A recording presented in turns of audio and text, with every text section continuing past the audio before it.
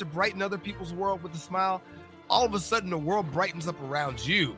It's like reciprocal. It's so interesting, and it's something in psychology that I don't want to talk about more because I don't have the studies in front of me, but it's something about us having a good attitude and keeping a good attitude around the people that we are having or around with that makes us so much better at whatever we want to do. Let's stop fighting beliefs.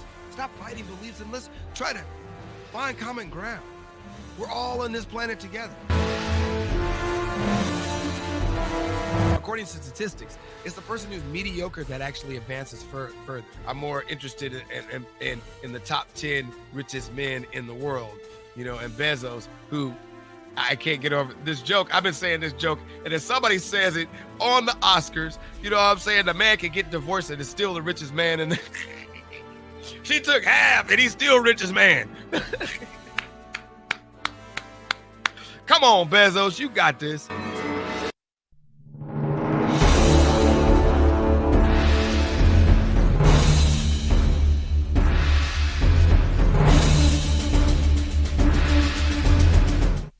Oh yeah. You've already heard all that. You've already seen all that. Hey. Welcome to the party, folks. Welcome to the party.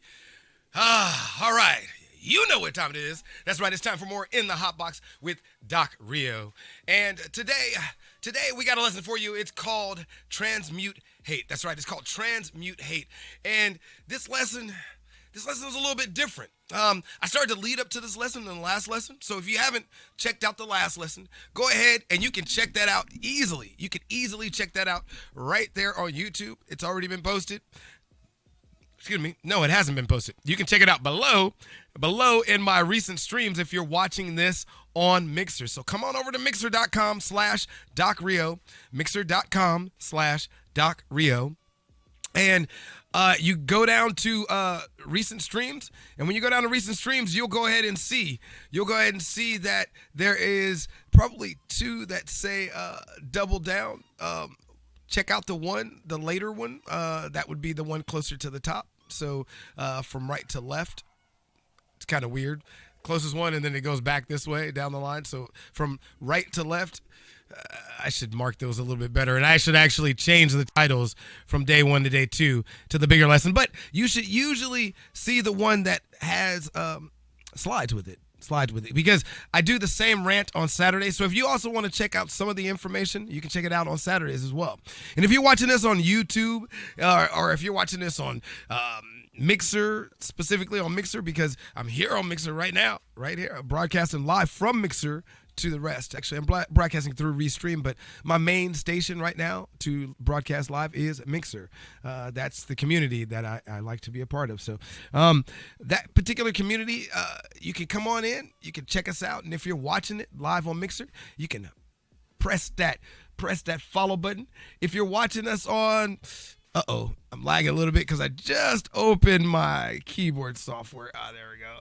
That was, for some reason, it took a second for it to connect there. I don't know why, because I rebooted everything probably, and I didn't reboot that yet. So now my mouse is acting kind of funny there.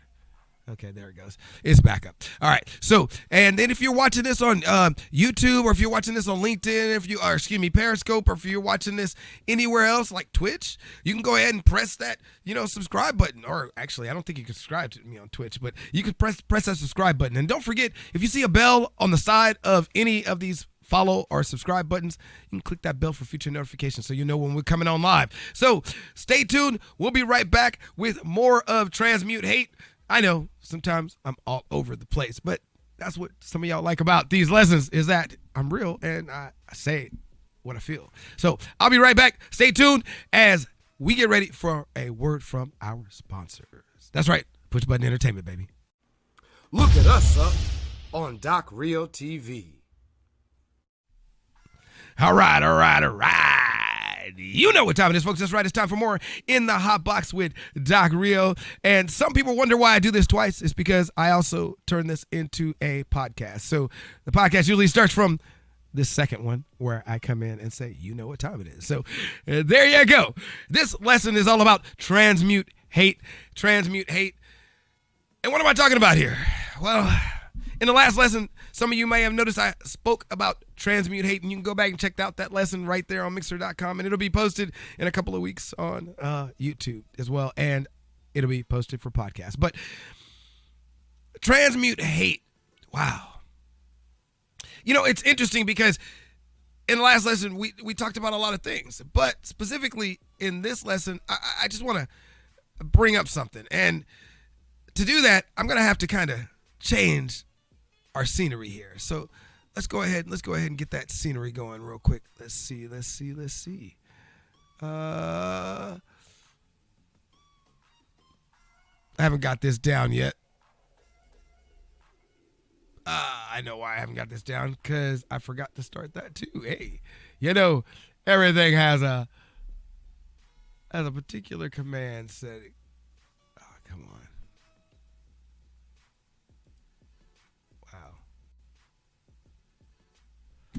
I can't get any mouse control. Wow, that's not cool. Oh, that was loading. It was loading.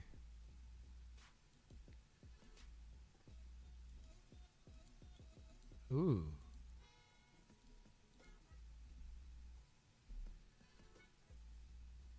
I wonder why it's doing that real quick. Hold on. Something's not right here. Okay, let's go back to that. Give me 1 second, folks. Of course, technical difficulties tend to get in the way just shortly, briefly, every time some kind of technical difficulty wants to take us out of the game. So let's do this, and there we go. Let's do this. And I'm not sure why this is always really big, but let's bring it back down. And soon these technical difficulties will be out of the way because I'll be streaming from the same location. Oh, come on. Don't do this right now. Stop. Yeah. Sometimes you just got to accept what's going on and move with it.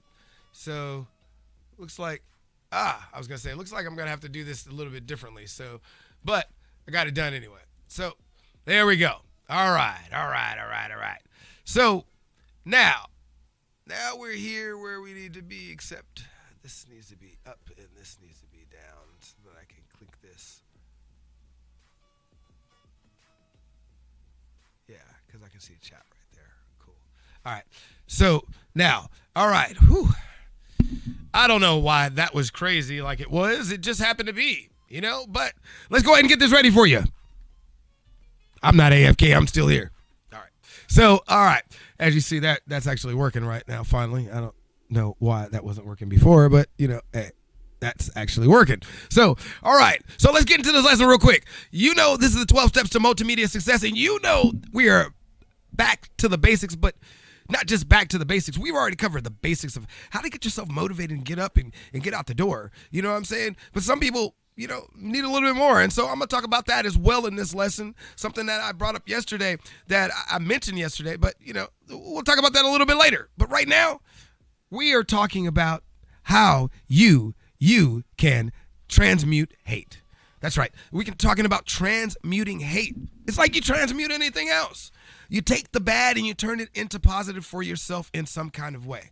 You know what I'm saying? And the one thing I want to remind people of, and I don't know if I put this in there, I might have, is that humanity is symbiotically connected worldwide. So why do we struggle to maintain unity in one nation? I want you to think about that as we go through this lesson. Why do we struggle to maintain unity in one nation if we're all connected symbiotically? We have to.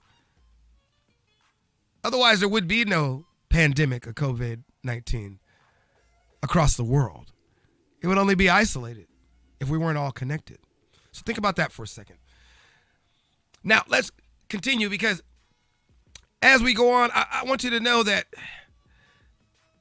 I'm thinking about you, and maybe not necessarily your interests, but I believe you and our best interests. What I mean by that is I'm thinking about you as a part of the community and your position and your role in the community and the best interest of the community. You know what I mean? Sometimes I think we get caught up in our own best interest. And it's interesting. I ask people this question often. Like, people stop in and they make comments and they do all kind of things like, some haters come in and they say some things out of hate. Some haters come in and they say some things out of jealousy. Some haters come in, and as you learned in the last lesson, there are 5 types of haters and 3 types of hate. You know what I mean? That I brought to the table. And these are the main ones. There might be more. There could actually be more. And so I want you to just think about this for a second. What day of the week is it? What day of the week is it? And normally, what would you have been doing? It's Monday right now, right? Now, I started this lesson on Sunday, but I wanted y'all to think of it in any day of the week from Monday through Friday. What day of the week is it, and what would you have normally be doing? Not now at 9 p.m. when I'm rebroadcasting this, but just think about it. During the day, when people come around and they hate the most. People hate the most during the day. People hate on people during the day. I see it all over social media already today. Now, I see more hate happening. Even I threw a post out there. I forgot what I said. Something about I was hating on the president again. I tend to do that. Because he leaves his mouth wide open on Twitter. So what I'm saying. I mean, those of us who leave our mouths wide open tend to get hated on. Why? Because people have opinions. People have opinions. I don't know what to say about that one, but I think I had something in here about that, but I think I left it a little bit more PG for today. But anyway, what day of the week is it? And normally, what would you have been doing? Think about that for a second. All right, now, life for me, it's been much to unpack lately. There's been a lot of stuff I've had to unpack. And I'm not just talking about just in the past few months. I mean, I'm talking about in the past year or so. There's a lot of stuff in the past year that's I've had to recently unlock that has really, really, really, really, really, really caused me, I don't want to say pain, but struggle. I had to open up cans of worms there that I didn't want to touch into. And you would think that this pandemic would unpack a lot of stuff for a lot of us now, and that this pandemic would make us more unified. Wouldn't you think that would make us more unified, especially since we do have to be separate, but I'm saying unified within our communities, whether it be our religious communities, our local communities, our family communities, I think it stopped us from being able to be more unified. And I want to say in our political communities as well, because I think our two main political communities need to work together a little bit more. I know that you are doing your best to try to serve the people and serve yourselves, but I really think there needs to be a little bit of more serving the people out there. Coming from all of our leaders. I know many of you say that you serve the public a lot more, but I've seen some of you change over the years. I've watched you. I've watched you grow and become less my peer, or not even less my peer, less majority of the nation's peer. And so when I say that, I think sometimes we got to step back and remember where you came from.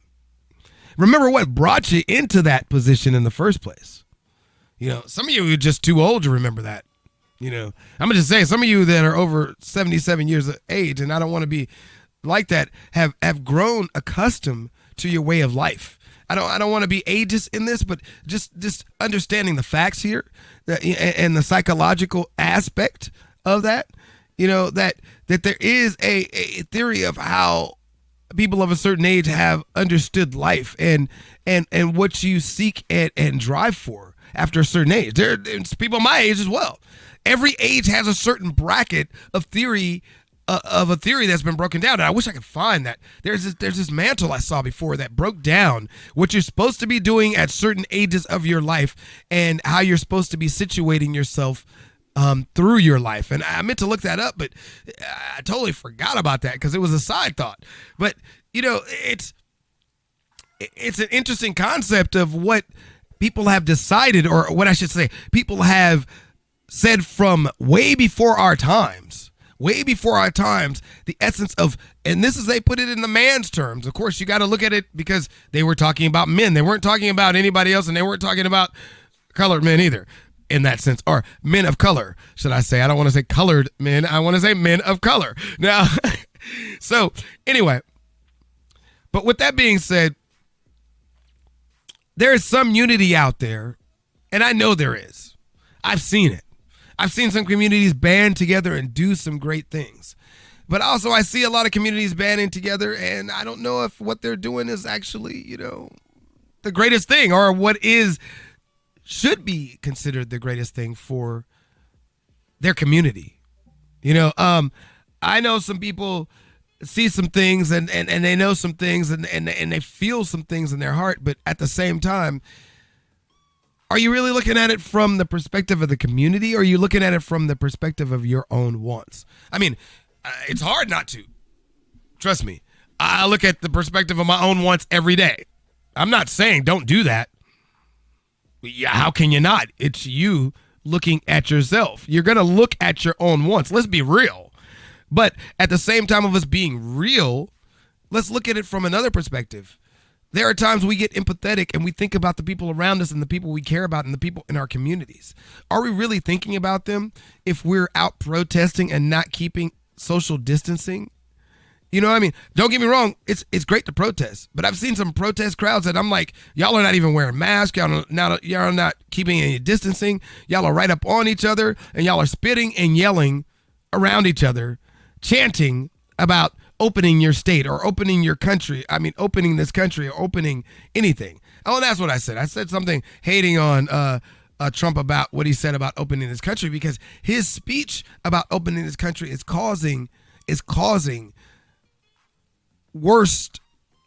things to be worse in the country. Let's just say, okay, let's take this theory. Let's say we get to the next stage and we have a second wave. And people decide, well, it didn't affect me the last time, so screw it. And they go out and they forget it. I'm just going to go out because you know what? This country's open and I'm free and I'm going to protest against it and I'm not going to wear a mask and I'm not going to do anything during the second wave. What does that cause? Wonder why the Spanish influenza had a second wave that was much worse, because people weren't trying to keep themselves from spreading the disease, the virus. You see what I'm saying? There is a logical thought process to history repeating itself, and if history repeats itself, it's going to be very, very bad for us in the long run. That means instead of the number we have, what is the number that we have right now? How many people? Let me see. World meters. I should be up exactly on the numbers, but let's just see.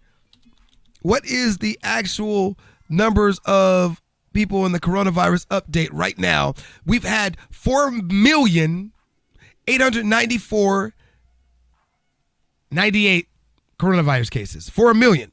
We've had 320,000 deaths, and we've had almost 2 million recover. All right. Now, 320,000 deaths and this is worldwide.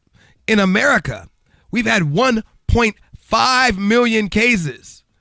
We have 1/4, almost 1/5, just around 1/4 to 1/5 of the coronavirus cases in the world. And we have the most in the world. Everybody else is locked down. Everybody else is more locked down. Why? Because their country is not a free country like ours. Their country is not as free as ours. And maybe UK did a good thing by trying that herd mentality right off the bat. Maybe they did. I don't know. I'm not a scientist. Maybe that was a great thing what the UK did. Herd mentality probably may have saved them. Or maybe it's the fact that, when they locked down early. And I don't know. I haven't been seeing it on the news, but as you may have known, I shut off my Spectrum TV because I don't want to watch that news anymore. I think I can get news offline. I mean, yeah, it's served to me, but I think I can get news offline just as informational. Now, I haven't been checking the UK as much as I normally would about what they're doing right now as much, because I'm in our world. In the United States, I'm in our world. And I apologize. I know some people are in France and Spain and Brazil and Italy and Germany and Turkey and Russia, and you know what I'm saying? And Russia has 290,000. They're second total cases in the world. You know what I mean? China has 82,000 cases right now. It only went up 6. India, I mean, we didn't go up. Don't get me wrong. We didn't go up in any cases, it says. But, I mean, 1.5 million cases? That has to do with our lack of ability of saying, okay, let's stay at home. Let's do the right thing. You know what I'm saying? Just like in the 84 Olympics. Everybody comes out in some kind of uniformity. But America has to be different. We have to be a clusterfuck. I'm just going to be real about it. Charlie Foxtrot, we call it in the military. We came out in a big-ass clusterfuck. I mean, don't get me wrong. I was happy. I was like, yeah, America, we do what we want to do. But sometimes when you think about what we do when we want to do, when we do the things that we want to do, we hinder our ability to grow more. You see, part of growth is learning from the things we don't want to do. Part of growth is accepting the things we don't want to do so that we can advance ourselves and move ahead. Trust me, I fight with this all the time, every day, every moment of the day. There are a lot of things I don't want to do. You know what I'm saying? And later on, you'll find that I stack in a lot of stuff that I need to do because I have to do them, because it is required of me to do them to advance myself in my world, advance myself in my community. You see, that photo wasn't supposed to be in there. I left a photo in there, but the point was supposed to be, where is the unity? Where is the unity? I don't know how we got to that photo in the first place anyway, but where's the unity in America? You know what I'm saying? It's supposed to be a country full of people united. You know what I'm saying? But we don't have that. We don't have that. What we have is people going out there for, what we want for the wrong reasons and for the right reasons. I mean, are you going out there for the wrong reasons, folks? I can see people going out there for the wrong reasons right now. That's what we have. And we got to unpack that, especially if it comes down to, I know I skipped around a bit because I didn't have the photo, but this whole idea for me was this whole idea that if we do get down to this point, we do get down to a point in our lives where we see ourselves stuck. We see ourselves stuck in this world, in this mentality that we fall into protesting against a second wave of this. In the midst of that second wave, you're going to see something worse. You're going to see something like this middle photo right here. This middle photo right here points out things that will start to happen. This is a riot photo. We will start to see that because people will have to be locked back in their houses, and people won't want to be locked back in their houses. People will start rioting, and what happens after rioting? My favorite fear in the world. I'm going to say that's my favorite fear because I'm going to have to strap up.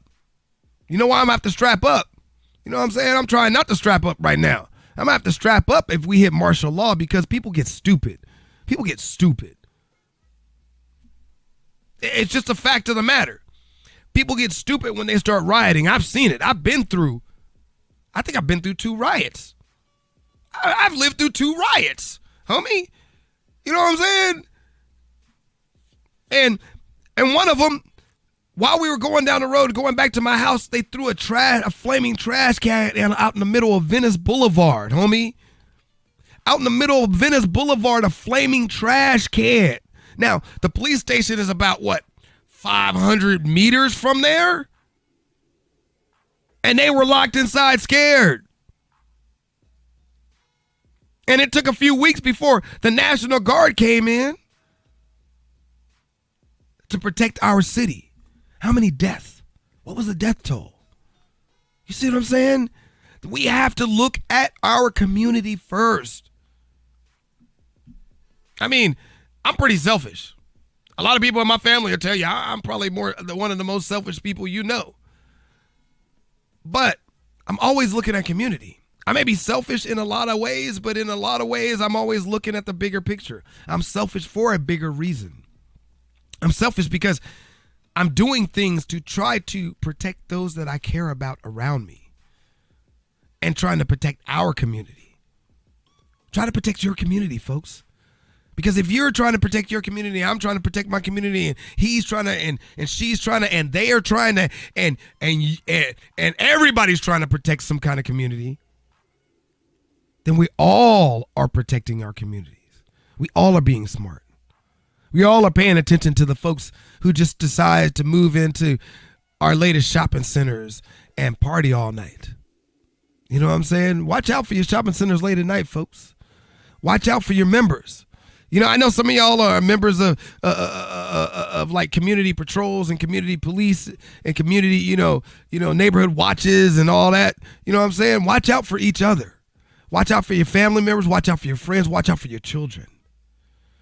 You know what I'm saying? Keep them safe. Keep them close, because they are the next generation, and people are doing terrible things with children. And more, I don't want to look down on anybody who got a free pass to get out of jail, but some of those who got a free pass to get out of jail did not take it as a second chance. They went right back out there and did the same thing and got locked right back up, especially those who were some of our worst offenders. Some of our worst, worst offenders. Anybody harming a child is I think in my thought process, pretty bad. You know, unless you're a child and don't know what you're doing yourself. And so that's why I don't blame my molesters. There were a lot of molesters that I had as a child, but they were children too. You know what I'm saying? They were just older children, but they were children too. You know, I had a couple of adults to try as well, but they weren't as successful, and by that point I was starting to get to know what I wanted out of things. You know what I mean? I was starting to get to know how much, believe it or not, I don't want to get into that because we're on a teen stream. But anyway, there are things that people should try to care about a little bit more. I know people lust for themselves, and we lust for the wrong reasons, but let us get out there and let us pay attention to some of these right reasons. There are people out there doing things for the right reasons. You know what I'm saying? There are people out there doing things for the struggle, taking care of people. Let's be that. Let's be a part of that. Let's try to do things not for self. Let's try to do things for our community. Okay? And with that being said, this is the slide that I was talking about earlier that, I did. Oh yeah, opinions are like assholes. Everybody's got one. So you might have an opinion about me. You might have an opinion about anything else. You might have an opinion about saying, hell no, I'm not going to go out there and do that stuff. Hell no, I'm not going to protect, help some people. Heck no, for the wrong reasons, the right reasons. You may not like my opinion, but remember yours, you got an asshole too, and I got an asshole, and everybody's got an asshole. All right? We all got them. And they may look like this, or they may look like that brown round that we all have. You know what I'm talking about. You see what I'm saying? You know what I'm saying? But just think of this. Come with this aspect with me. Everybody's got an opinion. Everybody's got a thought process in this. And so if you're out there protesting because that's your opinion, feel free to protest. I'm not trying to tell you not to. I'm just trying to tell you, if you're going to do it, put on a damn mask. Stay 6 feet away from each other. Be smart about it. Stop being stupid. Don't act like you're immune. I act like I'm immune, but I go out there with a mask. Better to be smart and safe than to be stupid and dumb. I don't want to get on anybody's case, but better to be smart and safe than to be stupid and dead. That's really what I was going to say. Well, dumb, I've been dumb We've all done dumb things. We've all done stupid things, but that's really stupid. Protesting without a mask. Put a mask on. Anyway, the group I was looking at protesting is that group in Missouri. Definitely not a crowd that I would be welcome in. If you know what I mean, folks. Anyway, so let's keep going. Speaking of that, and the reason why I say you know what I mean, because there is an important part of this. The reason why I don't feel like I would be welcome in that group is not just because I'm an asshole. I'm an asshole. I am. You know what I'm saying? And I got my own opinion of certain things. But at the same time, I don't think that because of what I've learned and what I've grown from in the past, that I would be able to swallow the idea of standing in that group comfortably without worry, without fear. And especially because I would probably be, in this particular photo, the only dark spot or person of color that I could really manage to tell. I mean, it didn't seem like a lot of people of color were in this photo, maybe one or two, but they weren't of this shade of color. And that could be, I want to say that could be dangerous. You know what I'm saying? That could be dangerous for somebody like me. You know, especially in a place like, I think it was Missouri. I want to say Missouri or Wisconsin. You know, some place where, you know, they don't have much people like me, where there's a lot of hunters and you know, there's a lot of, you know, that's a lot of things I saw. And I saw a lot of Trump hats, but, you know, I don't want to say it because of their political beliefs. I saw faces. Honestly, I was looking at faces and energy that came off the photo. I wasn't even looking at, dude, I've seen crowds of all kind of people, all kind of races, all kind of individuals, I've seen crowds of just straight Caucasian people protesting about something and looking at their faces and anger in their faces, not seeing this type of anger in their faces. And there's a type of anger that you're kind of used to. You're kind of used to seeing when you've faced a lot of hate. You've kind of used to when you've walked in the face of hate.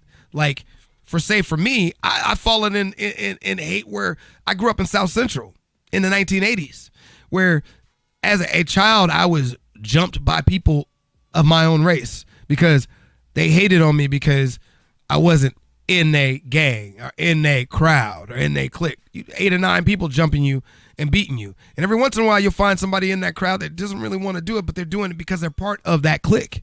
They're part of that gang. They're a part of that world, that community. And they're doing it to kind of look good for that other person. Well, I know it's the same thing. It wasn't just with gang members. You see, we talk about this all the time when we talk about people having this issue in police departments.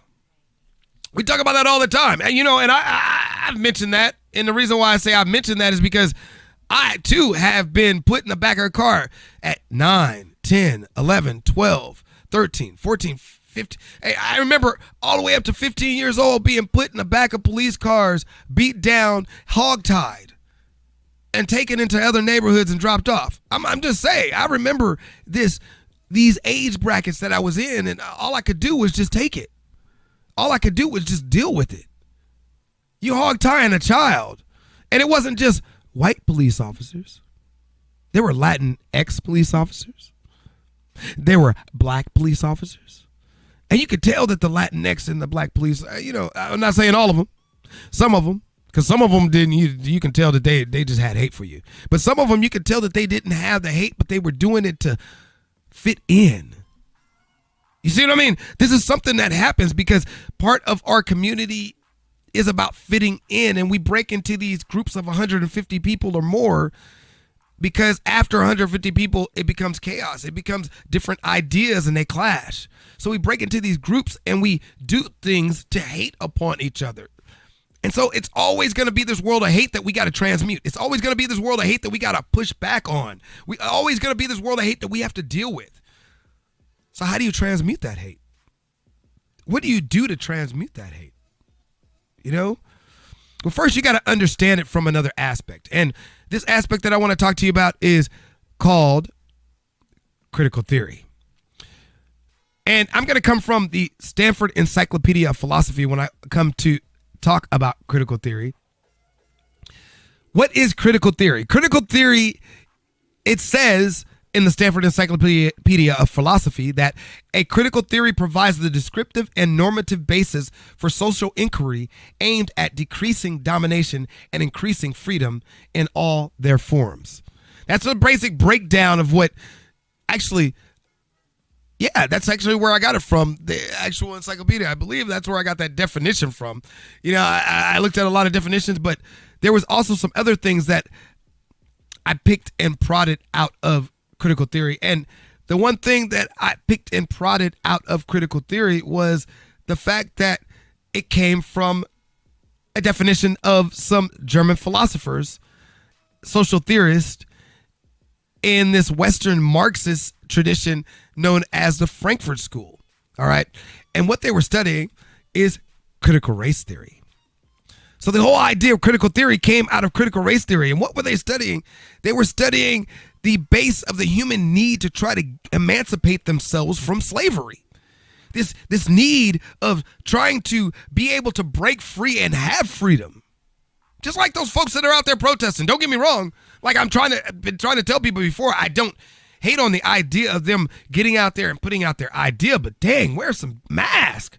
Keep some 6 feet apart. I'm going to keep saying that. You know what I'm saying? Be smart about it. Not dumb and dead. Stupid and dead. Whichever way you want to put it.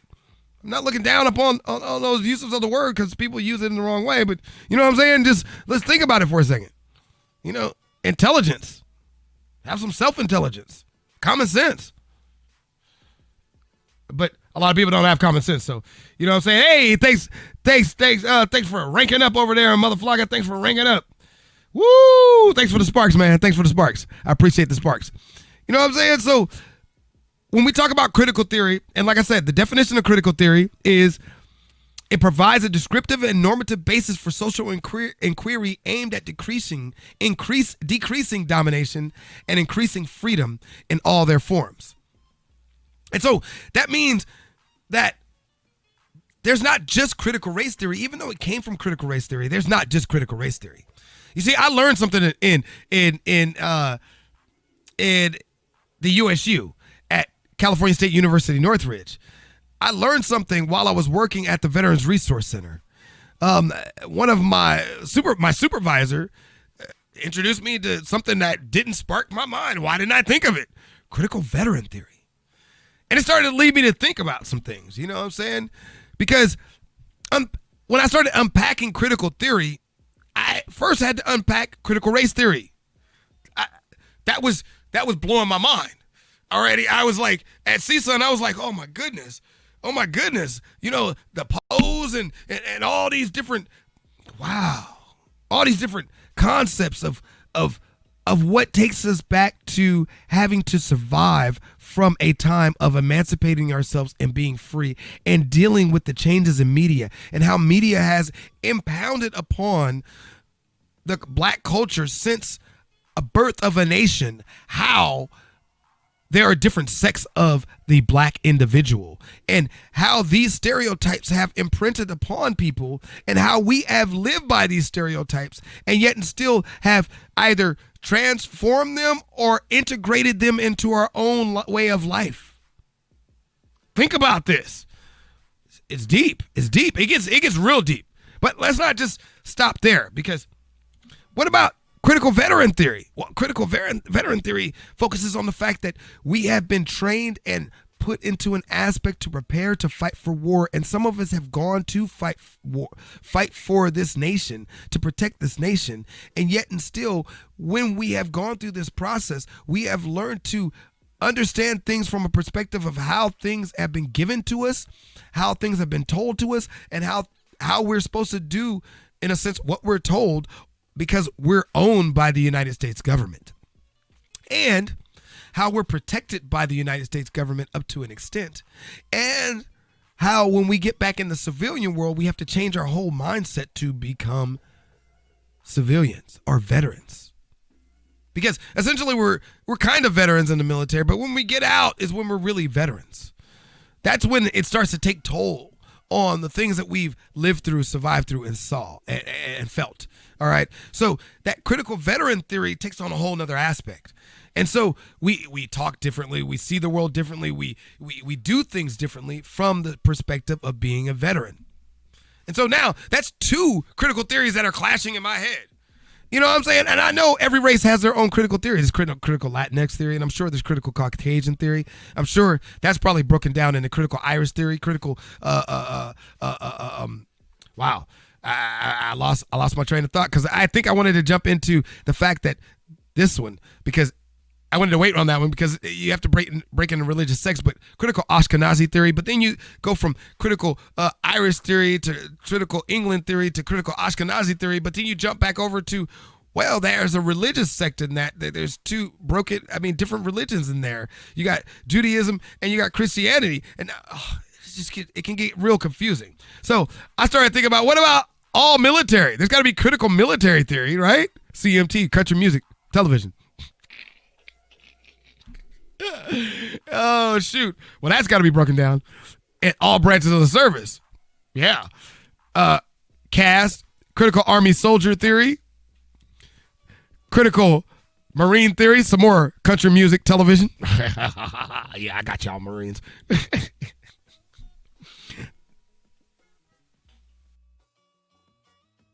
And that right there is some critical army soldier theory right there. Actually, for me, it's critical cavalry trooper. So it's critical trooper theory. You know what I'm saying? Because I'm cavalry. I'm not a soldier. We troopers. I don't know where people got that idea that any cavalry could ever be a soldier. We're troopers. Anyway, see what I'm saying? There's some critical trooper theory going on there. But critical Marines, critical sailor theory, and critical airman theory. And I'm sorry that's the title. So, deal with it. Folks, deal with it. That's the title. So until the military changes it, I can't change the title. That's what it's called. So anyway, but you know what I mean? These critical theories are there in place, and everybody has to deal with certain critical theories. And I think I've been raised with a theory that a lot of people hadn't thought of. When I was in the military, I was even thinking about this. There's critical cavalry trooper theory broken in the army. Break that down. There's critical cavalry trooper theory. There's critical infantry theory. There's critical ranger theory. There's critical artillery theory because them gun bunny. See, there we go again. Them artillery folks, we call them gun bunnies in the army. How do we know that they like to be called gun bunnies? You know what I'm saying? That could actually offend them. Look at them out. We call them gun bunnies because they hop when they shoot off their artillery. If you ever seen an artillery, when it shoots off, it jumps back. Just like tanks do it too. Tanks and Bradleys. We in tanks and Bradleys. Nobody's calling us cavalry bunnies or infantry bunnies. But also back in the day, when they used to do it, they used to have to hop up and down, so they look like bunnies. When they used to have to put mortarmen used to look like bunnies. So and it's basically like a gun because they had to carry it like a gun. And even now we got tow missiles, infantry running around with tow missiles. But that's a whole nother story. Anyway, they probably don't have those anymore. I might be outdated. They probably don't have tow folks anymore. Yeah. Anyway, but I got another theory for you, and I want to bring this to the table. And the reason why I want to bring this to the table is because I'm planning on putting together a package for people. I'm planning on putting together a series on this package, and it's called CET. That's Critical Entrepreneur Theory. So I'm going to be doing a class on this, which stems from back to the basics and climbing up, because I think a lot of people still fight with some of these issues. And this theory, it helps people understand a few things. First of all, critical entrepreneurs, we people are probably like, whoa, what, when, where, why, how, what theory? Critical entrepreneur theory, folks. So, and it probably does a lot of things that you probably don't understand. All right. Entrepreneurs do a lot of things naturally. Those of us who've, most of my life I've been an entrepreneur because I've had to live that life because of the industry I'm in. And the industry I'm in kind of sets the precedence for me being an entrepreneur. All right. That means I've had to figure out ways to work. Even if I had a side job, I've always had to have work on the other side to make some extra money. I've always had to figure out how to make more work for myself, represent myself, be out there myself and do, which everybody should be out there themselves and doing. I think that's important. We need to be out there and do as much as we can for ourselves, as much as we can for our community. But like I said, are they the wrong reasons? Are they the right reasons that you're doing stuff for yourself? You got to think about that for a second. Do it for the right reasons. Do it to help your community, help your family, help yourself to get better, to help your community. And many of y'all know I want to create the Art Island, Amir Rollins Trust. You know what I'm saying? The Amir Rollins Trust art. The reason why it's Amir Rollins Trust, my mother gave me the name Mario Amir. You know what I'm saying? So that represents my mother's side, and my father's side is the Rollins side. You know what I'm saying? And I share this trust with my sister mainly, because she's one of my business partners. You know what I'm saying? So, this whole idea is that we're putting together. If you look at my sister, what she's doing, between the both of us, we represent artists, and we want to represent the artist community and help the artist community bring out things. So if you haven't checked out my sister, Gemino.com or Gemino Rollins, check her out there. She's been moving around the country, passing this message of peace, love, and growth. We talk about growth all the time. Some of y'all heard me talk about growth. Talk about growth, because you have to grow to go. And once you go, you can continue to grow. It's a process. Life is a process, right? So let's live that process. And how come my CC hasn't been up this whole time? There's something about this CC that's really getting to me. Hold on. I wonder if I can mess with it in settings. I probably should be going to settings while in the middle of, let's see. This is lesson 8. CC should always be up. Where's lesson 8? I don't know why it's called lesson 8. That's some old naming conventions. That's why. It should not even have, the CC should not even have apply. There we go. Now we won't have that problem anymore. Sorry, folks, if you missed half the lesson because I wasn't carrying the closed captioning, I really, really apologize. I will make sure from now on the closed captioning is always up for those who need to see closed captioning. You know what I'm saying? I really apologize. I really, you all are a part of my community, and I do care about you, and I do care about your needs. And I'm doing the best I can to have live closed captioning. The best I can after that would start to be paying somebody to do it, and that can get expensive. That can get really expensive. A transcriptionist, live transcriptionist, wow. That means I'll have to be right here, and pretty much I'll have to be doing my lessons my free lessons a little bit differently. So remember, these lessons are free. So anyway, critical entrepreneur theory. So what is this course that I'm talking about going to get into? You know what I'm saying? Can't stop the groove when it's there. Critical entrepreneur theory. Let's talk about it. All right. Critical entrepreneur theory is going to have CET. It's going to consist of helping you understand how entrepreneurs don't give up. Helping you understand how entrepreneurs always seek alternative options. Helping you understand in this 12-step program that entrepreneurs research and study. Helping you understand that in this 12-step program that entrepreneurs review the vision. We always review our vision because we have to review our vision. We also plan the steps. We also find and seek the advice of mentors. But that's not all, because it's a 12-step program. You see, all these steps that I'm talking about, we're going to break down. We're going to really examine it. We're going to look at data. We're going to go through data. I'm really going to plug through data at what entrepreneurs do and show you how they don't give up in situations. I'm really going to plug through data and show you how they always seek alternative options, and show you how you can seek alternative options, and how you can create and seek alternative options for yourself. You know what I'm saying? It's going to come with tools so you can use them and study. It's going to come with research tools and study tools. I'm putting together this stuff. This is going to be a big lesson for y'all. And we're going to do one lesson a month. So you'll be getting a lesson a month by joining this program. All right. You review the vision. You plan the steps. You'll find and seek. We'll show you how to find and seek the advice of mentors. But we'll also, I'm not done yet. Nope. We'll show you how to watch the competition, because you got to watch the competition. You know, you got to pay attention to it. We're going to show you how entrepreneurs watch the competition.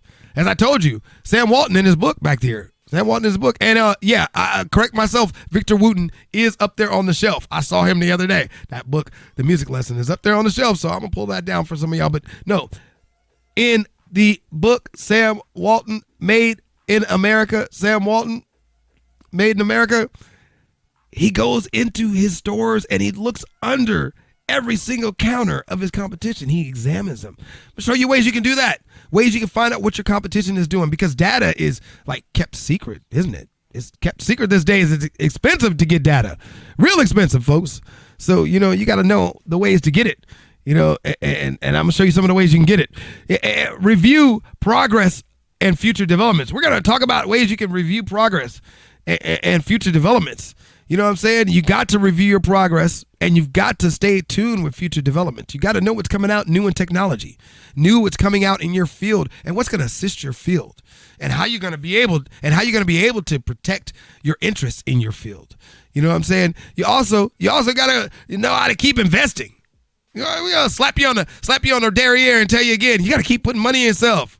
Why are you not putting in more money in yourself? Oh, because you were getting stuck dealing with the haters and not transmuting your hate. You got to transmute that hate. And we still got more to talk about when we talk about transmuting hate. I know it's getting a little bit long, but actually I'm moving along pretty fast in this one. So it's going to be shorter than yesterday's rant, of course, which is great. So, but also let's keep going. We got to talk about whoa, whoa, whoa, whoa, whoa, whoa, whoa, whoa, whoa. You got to make more contacts. See, I haven't been talking about that. A lot of people are like, well, how you going to make more contacts in the pandemic? Well, sometimes you got to reach out. We got all this social media out here. You got to reach out and make more contacts. You got to reach out to people.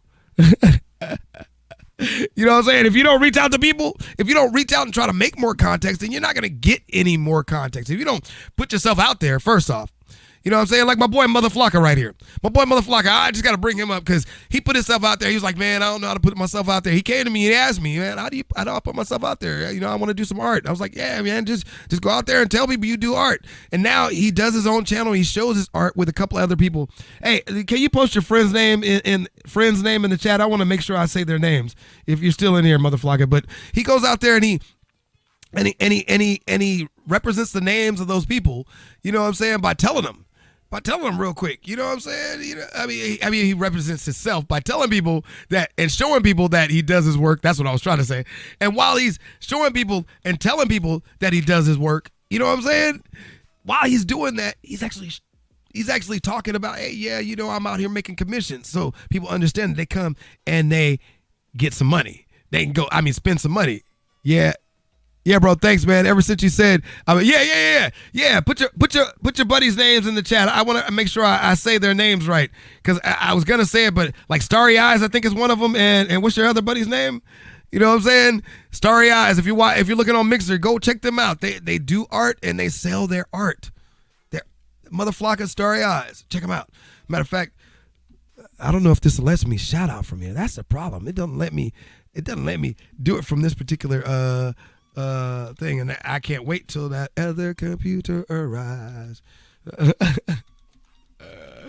it's going to be so there we go. Give it a shout out so that you can check out his link, stop by his page, and just go ahead and check him out. You know what I'm saying? Mixer.com/motherflocka. You know, Mixer.com/motherflocka. You can go check him out, and he puts out his work. He's been pushing out his work. He's been doing his work, and you know, I've been working with him. I've worked with a lot of people across the nation when it comes to getting artwork done, and some people are really, really pain in the ass. I'm just be honest. Some people are pain in the ass.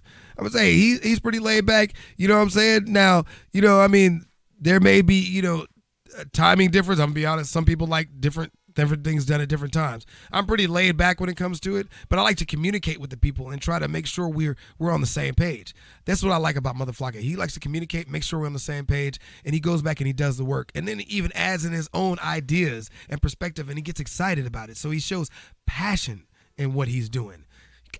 If your person ain't showing passion in what they're doing, then I don't know if I really want to work with them. You know what I'm saying? Because they got to be passionate about what they're doing, because then I know that they're going to put their love into it. You know what I'm saying?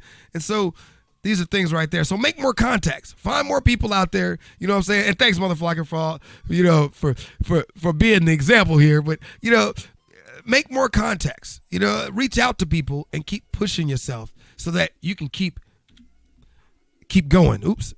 So that you can keep closing. Because you always need to be closing. You know what I'm saying? You always need to be closing. You always need to be putting out something that you're selling it and closing it, selling it and closing it. Because if you're not selling it and closing it, then you're not making any money. You know what I'm saying? And remember, when you're selling and closing, you're going to be fighting people. You're going to be, I say fighting people, but not really fighting people. You're going to be fighting the idea of feeling bad because people are going to be saying no. People are going to be saying no, and it's going to hurt sometimes, but you got to get thicker skin. Midnight Chaser. So, yeah, he put out the co-stream names. The names right there he put out is Klydensky, Sun Dragon, Starry Nico Art, not Starry Night. I don't know why I called it Starry Night. I'm sorry, Starry Night. Starry Nico Art, Lava Slug, Z Doodle, and Midnight Chaser. They all be streaming together. and they be drawing. So if you're looking for an artist, go to that group. Look through that group and you'll find you an artist for what you need. You know what I'm saying? And they're all on Mixer.com. And hey, I'm already telling you that they do the work. So that's what you want. You want people that you can trust. You can trust that they'll get the work done. So stay tuned. Soon, as soon as I'm prepared to let go of some of my cash, I had to hold on some cash this month. But as soon as I'm prepared to let go of some of my cash, you'll start to see some of his work. So I want to wait till I paid for it. So, it's just, only fair. Me, I like to be as consistency is my is my fourth strength. I like to be fair. As consistency says, and that's one of those things. So, there we are. And if you have not stopped by my channel, stop by docrio.com/Discord. If you want more information, join the channel, join the features, and then, join our Mixer community. If you join our Mixer community, you get a little bonus for stopping by my Discord channel and a little insight. But I'm going to talk about that a little bit more because, like I said, you should always be closing, and not just always be closing. When you go through this opportunity of being closing all the time, you're going to run into people who are going to make you feel bad, make you feel down, and it's just going to stop. It's going to stop you from wanting to do what you need to do. You might only go through a day and get one sale a day. You might only go through a day sell and one sell a day, but you made that one sell. You might have talked to 100 people and only made that one sell. That just means you need some more training. You need some more planning. You need some other things, or you need some more leads. You need more contacts, which make more contacts. But if you can actually go through that practice of rehearsal of doing that for at least 66 days and you get in that motion, like I'm trying to do right now, I'm practicing things to get in a 66-day motion for me right now. I've changed my schedule around for that reason. Then you will actually help yourself to do one thing. The one thing you can do to help yourself is to stay motivated. Got to stay motivated. You can't be sitting around at home worried about what you're going to do next to stay motivated. You got to be planning what you're going to do next to stay motivated. You got to be putting in effort of what you're going to do next to stay motivated. You know what I'm saying? Look, I wanted a comfortable RGB keyboard. And if you look back at my Mixer streams, the one before this is in the middle of this. After my rant, the keyboard showed up. The RGB keyboard showed up, and I'm nice and comfortable. I type better now. I was wondering why I was typing wrong, and I noticed that the membrane keyboard I was using was going bad or something. It was typing funny. I noticed the mouse that I was using wasn't working right. You know what I'm saying? So I got a new mouse too. I went Razer. Of course, I went Razer because all my Razer gear always works. It always works. It's always worked for me. So I checked it out. Some people are like, yeah, you should get a Razer, whatever. Your opinion. Opinions are like assholes. Remember, folks, opinions are like assholes. My opinion may not work for you. See if my opinion works for you. See if my opinion works for you. You know, you might find that some of it works, some of it doesn't. I watch a lot of these shows. I've owned, actually, I took it. Once I got it, I downloaded every episode of Ty Lopez 67 Steps. Not only that, I own a lot of Grant Cardone. I own a lot of different people's lessons, you know, across the board. And I'm not mentioning the other one because I'm still going through it right now to make sure that Mr. BJ is relevant. But, you know, I mean, he may be relevant, he may not be relevant. Some of his stuff is relevant, some of his stuff to me is not so relevant, you know, but that's okay. Because everybody sees things differently and gets things differently. I try to look at it generally how many people would look at it and how many people would probably want to get their, you know, information, you know, and I don't know. Anyway, but stay motivated. You got to stay motivated out there. All right. Now,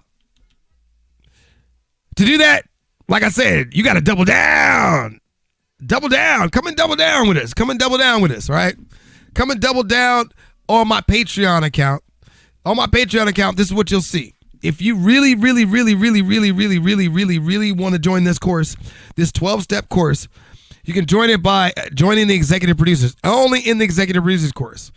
In the $25 course is you'll get a different package, but I haven't even broke down the packages because we're talking about the t-shirt. We're talking about the mug. We're talking about the sweatshirt. So you're going to get that in the $25 package. In the $5 package, you're assisting a program and you can choose the choice of t-shirt, mug, or whatever. You know what I'm saying? And that's because you're paying $5 a month. You know what I'm saying? But each of these programs also will get Discord benefits. In the 25 program, there'll be certain lessons catered to the $25 program, probably once a month or maybe once a quarter. I want to say because it's $25 a month, probably once a quarter. So we can get a lesson packed together for you that you can come in to the Discord channel, watch it live, and you'll also get one live call a month for the $25 a month. For the $100 a month program, this is what you get. Here's what you get. You get this critical entrepreneur theory program, but also you'll get that once a month for 12 months. So you can stop the program after 12 months. You can stop it anytime you don't like it. I don't like programs that you can't stop in the middle of them, so I try to make it easy. So we're going to do this through PayPal where you can easily stop it. Easily stop it anytime you don't want to. So people have to sign up for a PayPal account. Sorry, you're going to have to do it. You know what I mean? Sign up for a PayPal account, you get in this course, and you could do it that way, all right? Or you could actually pay through PayPal, but I think it's better to sign up. I think you have to sign up for a PayPal account to do that. So either way, you know, but in this course, you get the 12 steps. We'll break it down. I'll sit down. You'll get weekly Discord calls from me. Weekly Discord calls. That means you get to call me weekly for this 12-month period.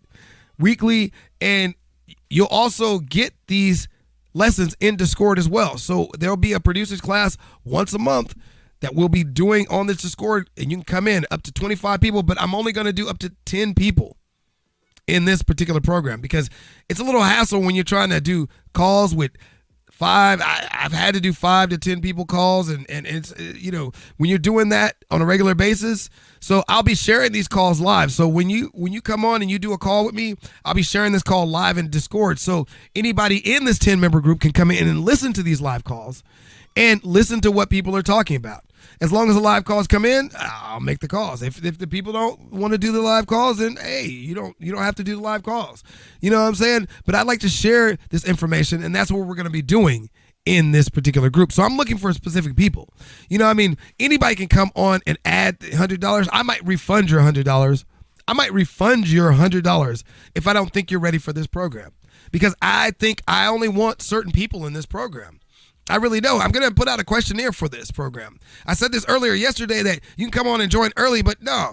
If you put it on now and I don't think you're ready for this program, I'm going to refund you your money. Yes, that's $100 that I'm sending back to you because I don't think you're ready for this program. But if I think you're ready for this program, then, you know, you'll have to go through the questionnaire, of course, you know, which is about 10, 15 questions that I want to ask you to make sure that you're ready for this program, ready to move forward. Because you got to be ready to move forward. You got to have the basic mindset. you got to have gone through my basic series first and got some of that basic mindset so you can have those abilities to sit back and say, oh, I'm not going to give up. I'm always going to seek alternative options. I'm going to research and study, because I don't want you to get halfway through the lesson and say this is not working for me because you're not trying to do these things in the steps. I want to make sure that you're motivated to try to do these things. So it's a limited class. I do prescribe to scarcity, a limited class, because I'm only one person and I got to teach 10 people. All right. 2, I do prescribe to scarcity. I want to make sure that you are qualified to get in this class because I want to make sure that you're ready to do this and ready to move to the next level. All right. And if you're not, just go ahead and join the 25, and start getting some of my lessons for free after, and start getting some of the packaged lessons that we put together from our executive producers class that we put together. You'll be able to get those in the $25 class, but they'll be edited up. You won't get all the meat. You'll get some of the meat. And in the $5 class, you'll get straight access and notifications to get into some of the groups and some of the calls. Sometimes I can't give it to you all the time because you're only paying $5 a month, and there are certain things that directors are going to want to keep in their program, and there's certain producers I want to keep in their program, and I need to cut that too, not just executive producers but producers. But all the people in this particular chat become executive producers in my Discord chat, and there's certain privileges for executive producers. All the persons in the $25 group become directors, and there's certain privileges for directors. And all the people in the $5 group become associates. And I need to really change that name because there's 2 different types of associates. There's members of our Discord chat, and then there's Roughnecks associates. So $5 a month are associates, but they're associates with a little bit more privilege than the regular associates. So I need to work on that as well. But always be closing. So that's the deal. Come on down. You want to be a part of this program? You're going to keep hearing this from me in my lessons. I'm going to keep showing you that I'm going to put out this 12-step program to the 12-step program is Critical Entrepreneur Theory, how to get a hold of Critical Entrepreneur Theory and how to use it in your life. All right. So that's just that. But you got to break the hate first before you can start using Critical Entrepreneur Theory. You got to break the hate. And so I hope you're out there breaking the hate. And if you're breaking the hate, then you're taking that time, you're taking that moment to look into things that'll help you break hate and help you move to the next level, like this Critical Entrepreneur Theory. And you're looking for things that help you believe in yourself. Like for me, believe it or not, I'm a mastermind. I didn't know I was a mastermind. I didn't even think I was a mastermind. I've been a mastermind for a long time and didn't know that.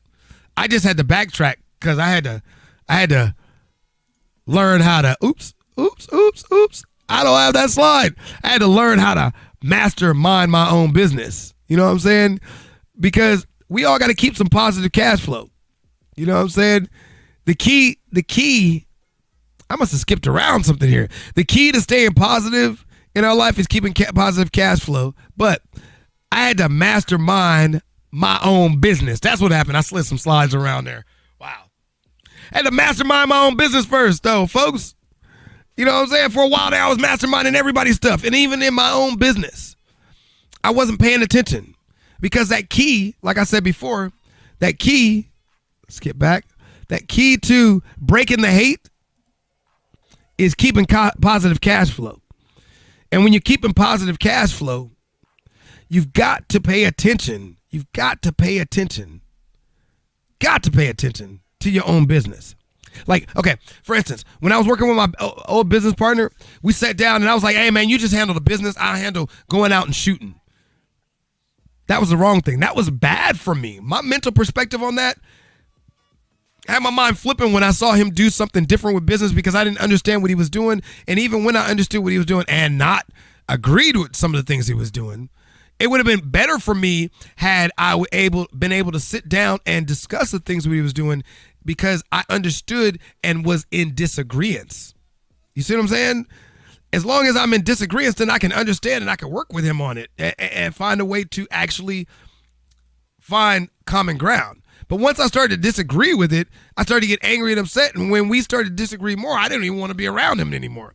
Matter of fact, I wanted to hurt him. Be honest, I wanted to hurt my ex-business partner. And to stop myself from hurting my ex-business partner, I walked out in the middle of a job. in the middle of an editing job that I wasn't supposed to be doing, by the way, that our editor should have been doing, and I should have been going out to shoot more. But for some reason, this disagreement with this, and that was one of the things. And I was like, you know what? I'm leaving. And he said, if you walk out on this job, that's a deal breaker. He always had this thing about deal breakers. So once he said deal breaker, I was like, fine. I won't work for anybody in this industry for the next 5 years. Deal breaker. I'm done. You know what I'm saying? My heated level was at this point, instead of me bringing my heated level down to communicate. Not that that would have changed much, but had I been masterminding my own business, I might have done something differently there. Never know. It may have changed the way I actually did things in the whole essence of it, of actually being in my own business. So make sure you mastermind your own business. And when you do so, keep that positive cash flow. All right. So as we know from the last lesson, there were 5. I said in the last lesson, there were 5 types of haters. If you haven't seen the last lesson, go down below. Go down below. On your way down, make sure you smash that follow button and smash that bell for future notifications if you're watching this on Mixer. But you got to go down below on Mixer to where on the left-hand side it says past streams. And on past streams, it's up right now. I'm not posting it up for another 2 weeks. So it's going to be on Mixer until it goes off. And then after it goes off of Mixer, it'll go onto YouTube. So if you're watching this on YouTube, you're watching this on Twitch, you're watching this on Periscope, come on over to Mixer. That is mixer.com/DocRio. One more time. That is mixer.com/DocReo. All right. Go to that link right there. You can come on over to Mixer and you can look at my previous shows until I post them in 2 weeks. So, but 5 types of haters, 5 types of haters, 5 types of haters. And you also learn that there are 3 types of hate. All right. So, and there could be more. Like I said before, there could be more, but just remembering this. And so how do you mastermind your business while you avoid 5 types of haters and avoid the 3 types of hate? Well, like I said, there was something I wasn't doing. And I had to remember some things about business before I could do this for myself. And it stemmed from me looking at a book. And the book that I'm going to talk to you about today, the book that I'm bringing to you, is a book that is not about transmutation. All right. But like I said, we learned in the last lesson, there are these types of hate and there's these types of haters that we got to figure out our ways around. And part of it is because our world has changed that has created these haters. And we have to remember that.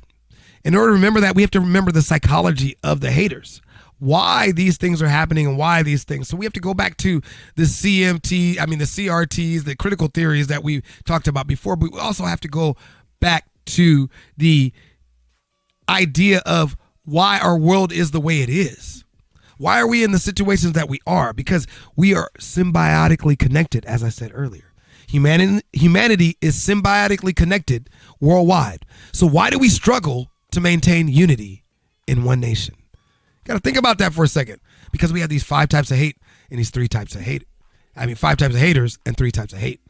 And it takes transmuting that hate so that we can get over the hump of the things that we're doing in our lives and making moves. Because people are going to continue to hate on this, especially as we grow. It gets worse as you grow.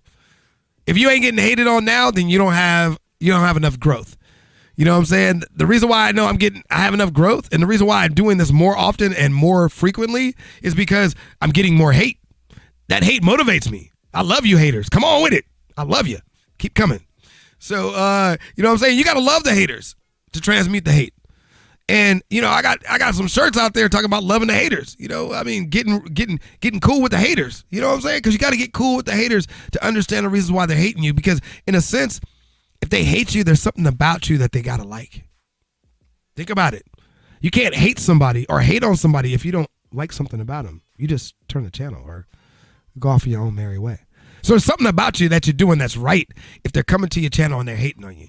And sometimes they're hating on you because, you know, some of the 5 reasons. So we'll go back to that, but you need to actually go back to that yourself. We're not going to go back to that in this lesson. Go back to that in the last lesson, double down, and you find out more about those haters. Like Davey said, even my haters relate to me now. That's what Motherfucker said. Even my haters relate to me now. You know what I'm saying? Because they get it. I get it. You know what I'm saying? Because you get to a point in your life that they start coming to you and they start seeing you and they're like, yeah, I hear what he's talking about, but I don't like what he's talking about. Well, now that you're famous, they hear you. After you get to that, I want to say in America, it's about 100 to 200,000 mark of getting to connect with people. You're pretty much famous. After you get to 100,000 to 200,000 mark, you're pretty much 200 million, excuse me, I said 100 million to 200 million mark, you're pretty much famous in this country. You get 100 million mark in this country, you're famous. You know what I'm saying? Pretty much. But you still got 200 million folks to go before you can actually get that ultimate range that like people like the president get. You know what I mean? Before you can start knocking on doors, worldwide doors, and really tucking in that money, you know what I mean? And most people actually get the worldwide doors before they become America famous. It's just, especially in entertainment, international fame is quicker than national fame. That's why I don't understand why we struggle to maintain unity in this one nation. I mean, why do I gotta go outside the nation to get famous to come back inside the nation? That doesn't make any sense. But anyway, I'd rather be famous worldwide anyway. So, but still, you know, anyway. Actually, I don't know if I really want to be famous. I just want to share some information to people. The book I'm talking about today is The World is Flat. Yes, as you see, it's tabbed up everywhere because I stole this book from my sister. Actually, my sister let me borrow this book, and I never gave it back. And she had it all tabbed up, but I've been really tabbing it even some more. I moved some of her tabs around and all kind of stuff. So I've been really digging into this book as well because this book talks about how humanity is connected. And if we can dig into books like this and understand how humanity is connected, we'll start to understand our own minds and concepts. And this book is cheap. This book is cheap on Amazon. I'm about to give you the link real quick right now. As soon as notes everywhere, Evernote pops up with the actual link. The World is Flat. The World is Flat is inexpensive for the size of this book. Look how thick this book is. Look, this book is thick. Got a lot of information, a lot of reasons why our world is not as round as it used to be. And what it means is, you know, it pays attention to our world and it says, look, we used to think that there was a distance between us because of oceans, but now our world has become more connected and more flat and more of a connected surface due to industry. Matter of fact, here's the link. But actually, take that off. The world, and it is a capital, is flat. At least all the letters in capital for this book. But V and boom. All right, so there's a link. Check it out. If you really want to know more about why our world is so connected and why it's so dangerous, I think it's so dangerous to do herd mentality until after the second wave. It's because of how flat our world is. And let me break it down. All right. Here's a section I'm gonna read from the book real quick.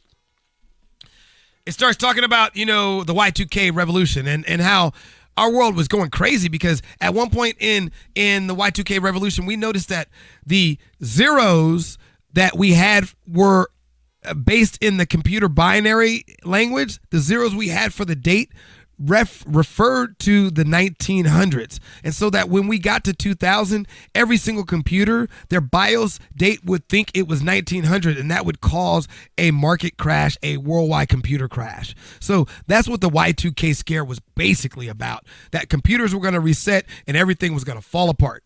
You know what I'm saying? And all it took was a BIOS update to fix that. Who knew? Companies went out there and bought all kind of stuff to try to get past the Y2K scare. But in all actuality, it took a BIOS update, but it didn't just take the update. It took teams of individuals to be able to do that type of update. How are we going to get all these teams of individuals to do this worldwide? And the question this book asks is, who in the world had enough software engineers to do it all? Who in the world had enough software engineers to do it all? Well, this book says the answer is India. And why is the answer India? Well, they had all these tech industry schools and IT private technical colleges. And after that, because of Y2K, America and India started dating. It became this symbiotic relationship. Now, I know some of you have been upset. Some of you have been really upset. You know, you call a company, a tech company, and then you get somebody in India who doesn't know what your problem is because they're in another country. You know, they pretty much know some technical problems, a lot of technical problems, but you might have a problem and can't explain it to them because you haven't spent time talking to people worldwide. When you talk to people worldwide, a lot of times you have to kind of get in a different mindset. You know, mainly in these speeches, I'm talking to people in America, but some people worldwide are getting some of the meat as well. And when they ask me questions, I have to maybe answer in a different way because they may have understood what I said differently. You know, like a buddy of mine, a fraternity brother of mine said, you know, he understood cannibalizing business differently than what the world is cannibalizing business today as we talk about through Grant Cardone, cannibalizing your business by marketing your business in every aspect that you can, by taking aspects of your business, chopping it up and reselling it, by cannibalizing your business from the inside out, not the outside in. You know what I'm saying? And I just ranked up to 36. Wow. That's got to be taken off too. I can't be showing rank. Anyway, so with that being said, before I continue, there's a little bit more I want to jump in about. But before we continue talking about the world is flat and jumping into a section I'm going to read. Actually, no, I'm going to read the section first. The section that I want to read, really want to read from you on the world is flat, is not just that section where he talks about how we started to figure out symbiotic connections and we started to actually connect with people better. It's not just that section that I want to talk about. I want to actually talk about this section on, he says, this is not a test. And I remember back in the day when I was a kid, you know, we used to hear that, this is a test of the emergency broadcast system. This is only a test. And they put that stuff on the radio and they had it on TV. And he's talking about from the 1950s when the Cold War began, in the midst of the Cold War in 1957, he went through this experience. And we're talking about Thomas L. Friedman here, for those just tuning in The World is Flat, the book.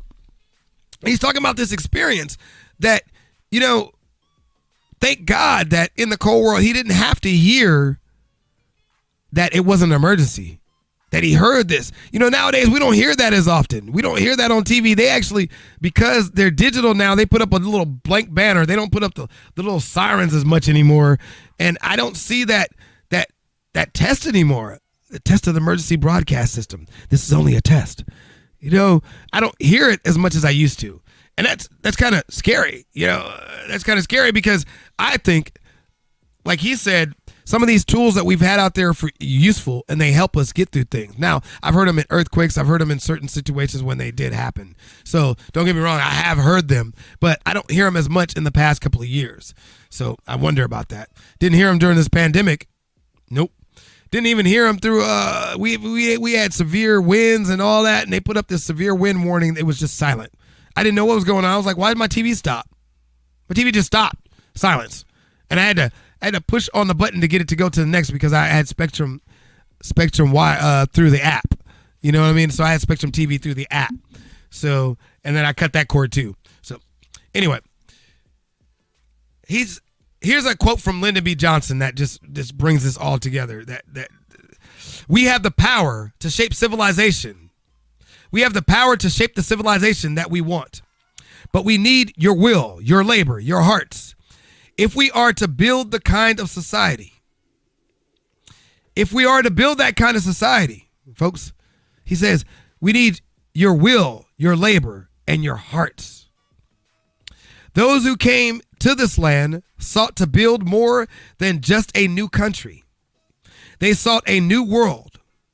So I have come here today to your campus to say that you can make their vision our reality. So let us from this moment begin our work so that in the future, men and women and people and all of us in this nation will look back and say, it was then, after a long and weary way, that man turned the exploits of his genius to the full enrichment of his life. I know. He's talking at a different time, so I know a lot of people are like twitching and twerking in their chairs to that. Some people don't like to hear he. Some people don't like to hear it without the they. Some people, let's just go that this is a history. This is written. This is old. All right. But wow, he reached out to America back then that we need unity in this country. We need to get together and work together.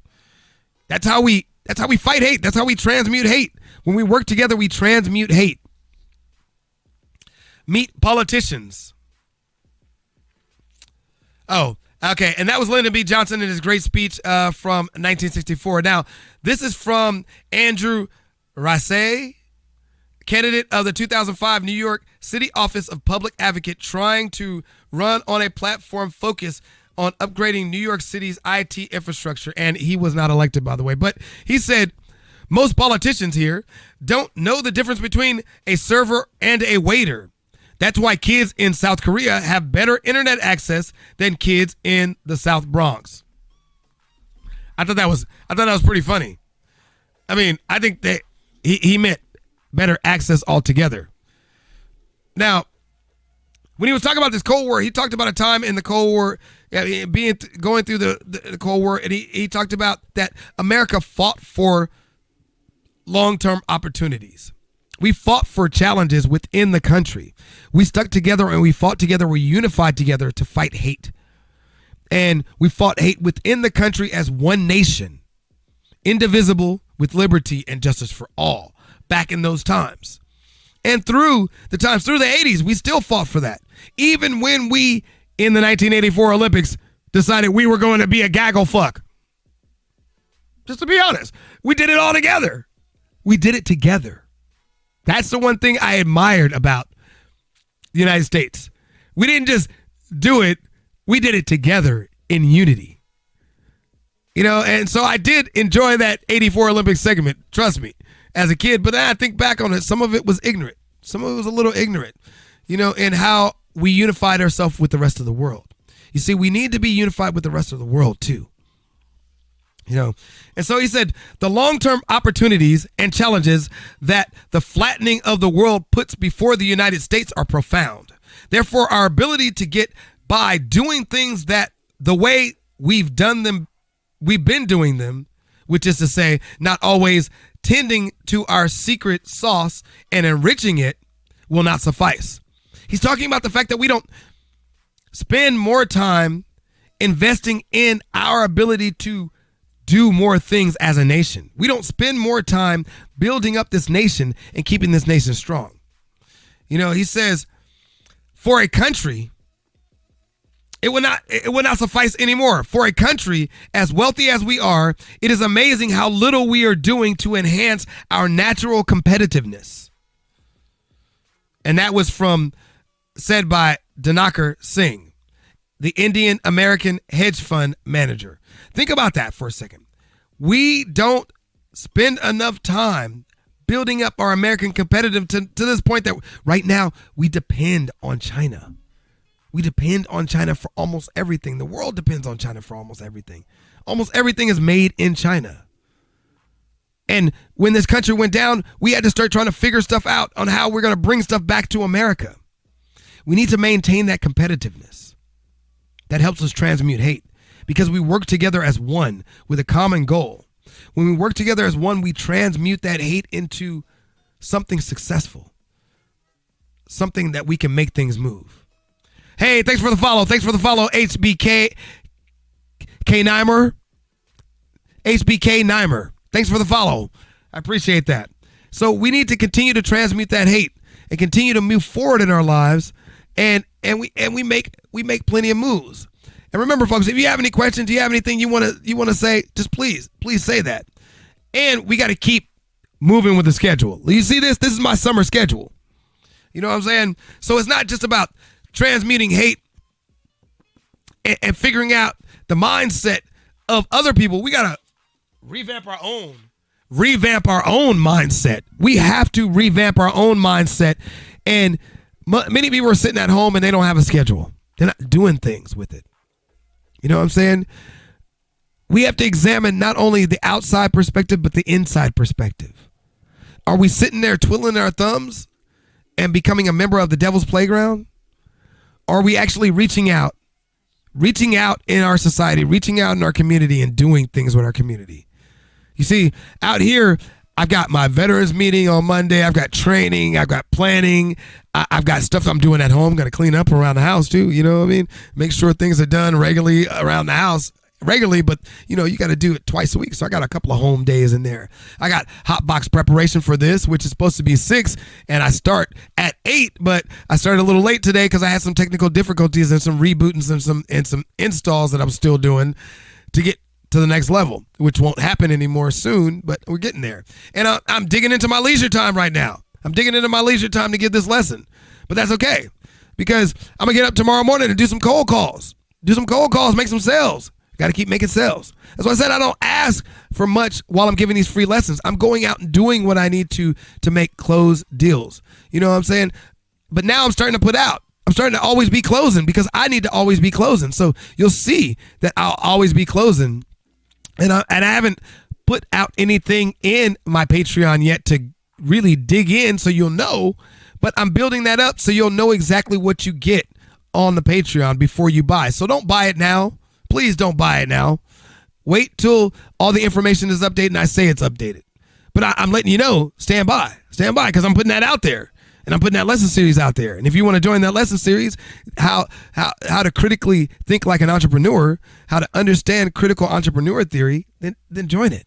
You know what I'm saying? I got training. I got to train myself. I got to plan. I got to edit.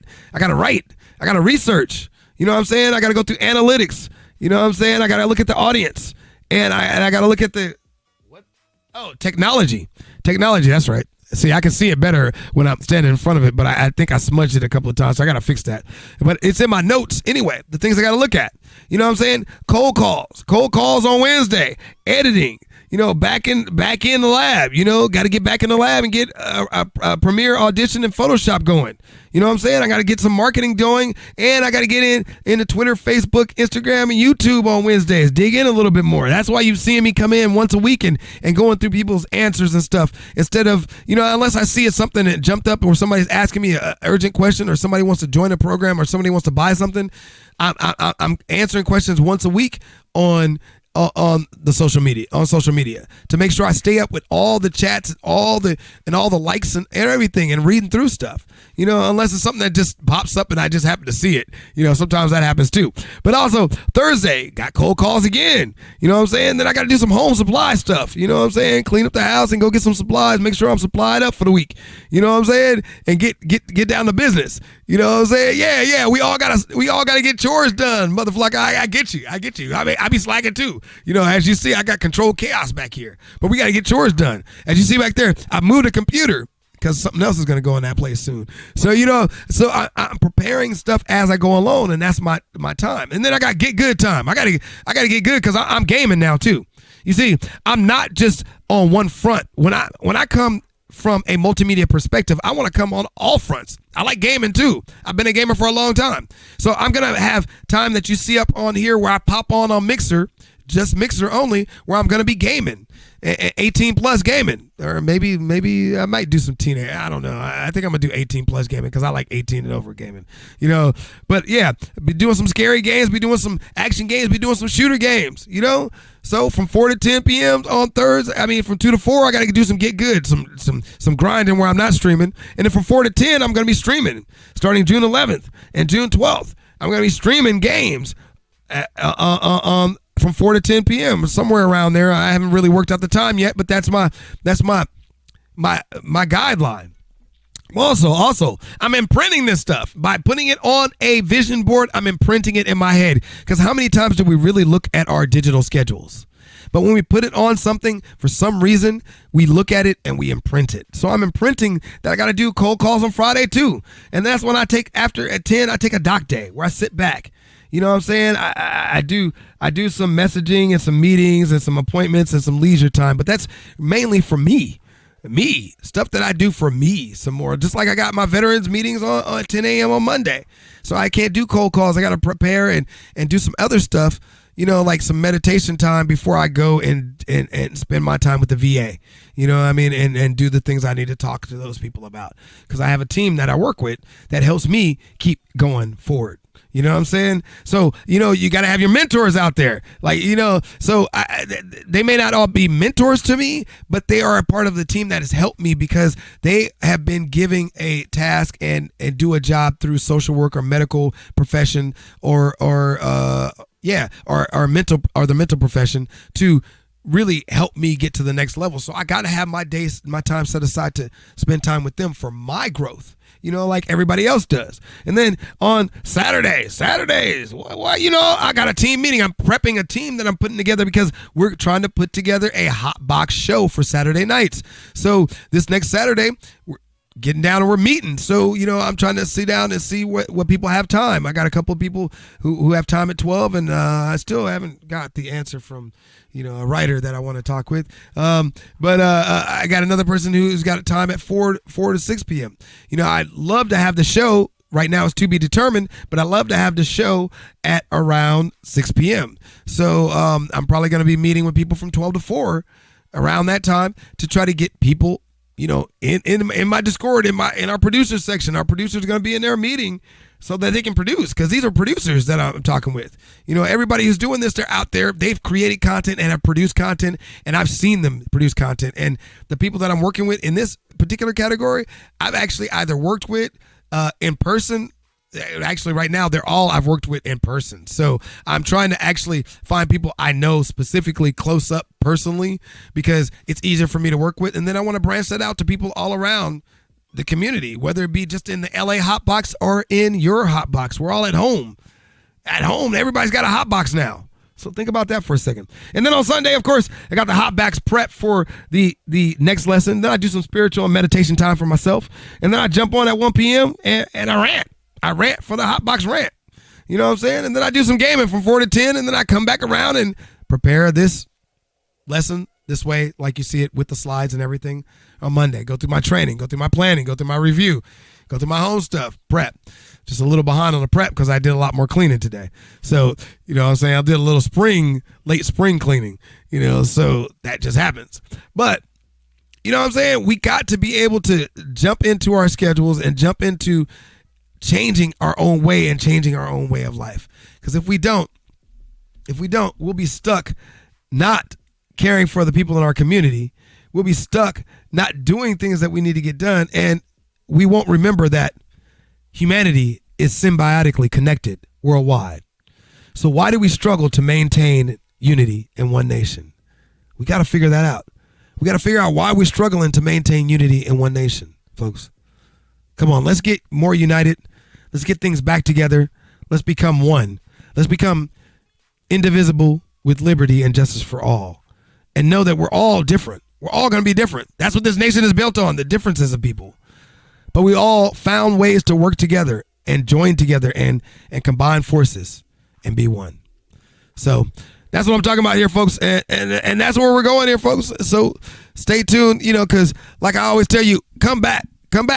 You'll see me over here. You'll see me doing my thing. I'm going to be gaming. I'm going to be all around the block. But come back and check us out. Come back and talk with us. Come back and ask us questions. Thanks for the follow once again, HBK Nimer. I love it when people come in and they follow us and they get a little juice. They get a little of this meat. You know what I'm saying? Because I like to say the roughnecks, people who are followers are roughnecks, all right? And the roughnecks are thirsty. Y'all not hungry. Forget the hunger. You know what I'm saying? Everybody can be hungry at some point, but we can't live without water. We can't live without being thirsty. You know what I'm saying? We always going to be thirsty at some point in our life because 80% of our body is water. Is that what the right number is? I'm not a medical professional, but I think that's right. You know, something where 60 to 80% of our body is water, something like that.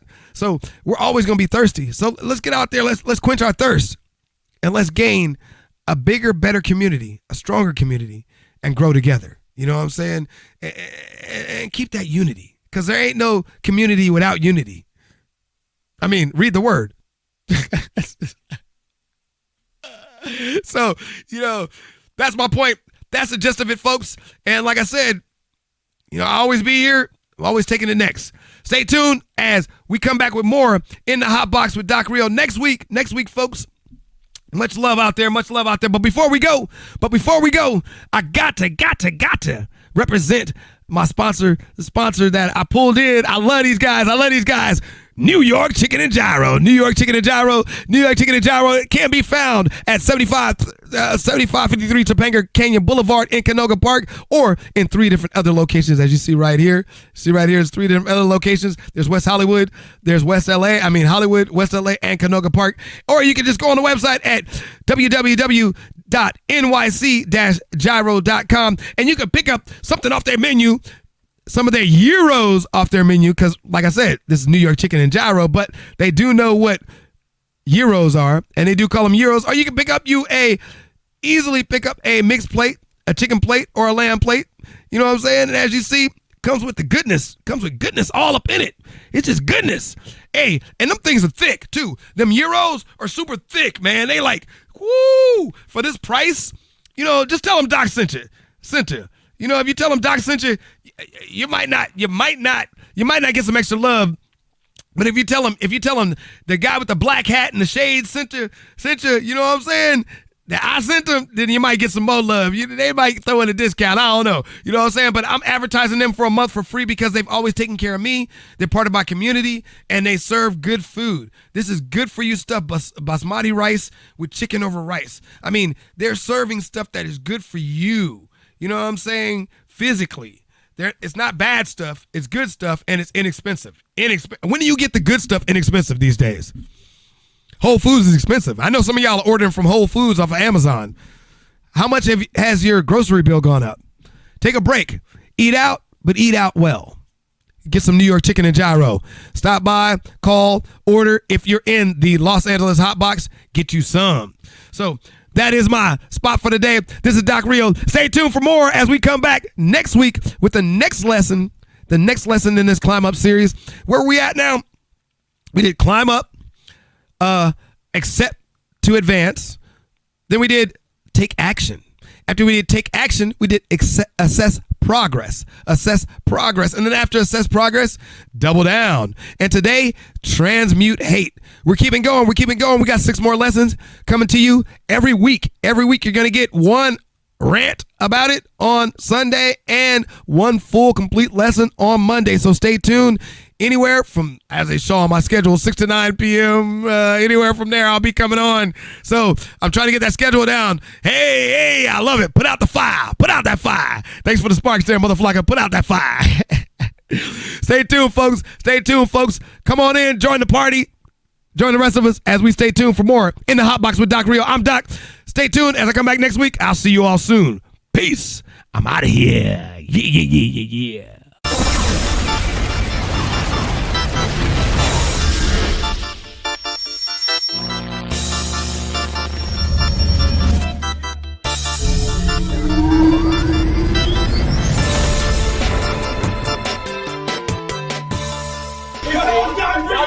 Doc Real TV.